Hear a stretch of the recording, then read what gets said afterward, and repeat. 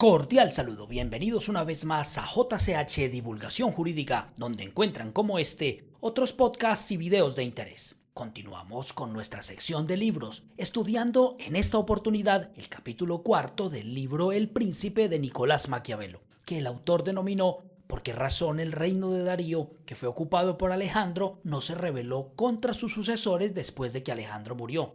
En este capítulo de su obra, Maquiavelo explora cómo conquistar y mantener de forma estable un nuevo reino, analizando dos modelos de gobierno opuestos. En primer lugar, describe un gobierno centralizado, ejemplificado por lo que él llama el reino del turco, donde un príncipe mantiene el poder supremo y los demás son siervos leales, en contraposición a un gobierno descentralizado ilustrado por el Reino de Francia, donde el príncipe comparte poder con varones que tienen autoridad local autónoma. Maquiavelo argumenta que un modelo centralizado facilita la estabilidad después de la conquista, debido a la ausencia de nobles con poder propio, lo que simplifica el control estatal y minimiza las posibilidades de insurrección. El pensador utiliza el imperio de Darío conquistado por Alejandro Magno como un ejemplo clave, señalando que la estructura gubernamental centralizada permitió a los sucesores de Alejandro mantener el control a pesar de la muerte prematura de este.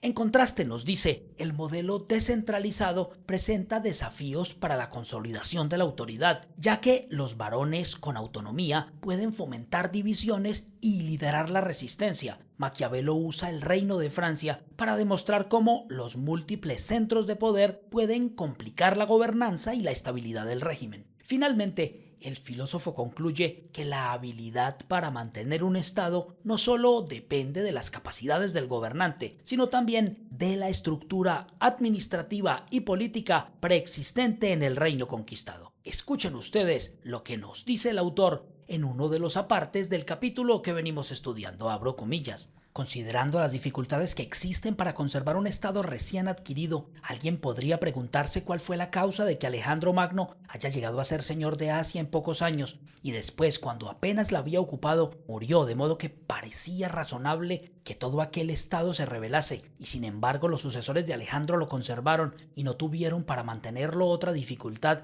que la que nació entre ellos mismos por su propia ambición. Respondo que los principados de que hay memoria se encuentran gobernados de dos maneras distintas, o por un príncipe, siendo todos los demás siervos que, como ministros, por gracia y concesión suya, ayudan a gobernar ese reino, o por un príncipe y varones, los cuales no por gracia del Señor, sino por antigüedad de sangre tienen ese agrado. Esos tales varones tienen estados y súbditos propios, que los reconocen como señores y sienten por ellos natural afecto. Los estados gobernados por un príncipe y siervos tienen a su príncipe con más autoridad, porque en toda la provincia no hay nadie a quien reconozcan por superior sino a él.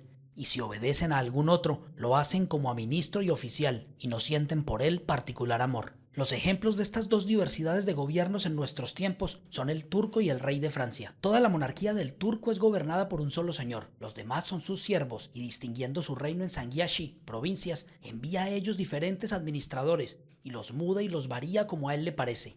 El rey de Francia, en cambio, se encuentra en el centro de una multitud de señores antiguos, reconocidos en ese estado por sus súbditos y amados por ellos, los cuales tienen sus preeminencias que el rey no puede quitarles sin peligro. Quien considere pues uno y otro de esos estados hallará dificultad para conquistar el estado del turco, pero gran facilidad para conservarlo una vez conquistado. Inversamente, encontraréis en algunos aspectos más fácil ocupar el estado de Francia, pero muy difícil conservarlo. Cierro comillas.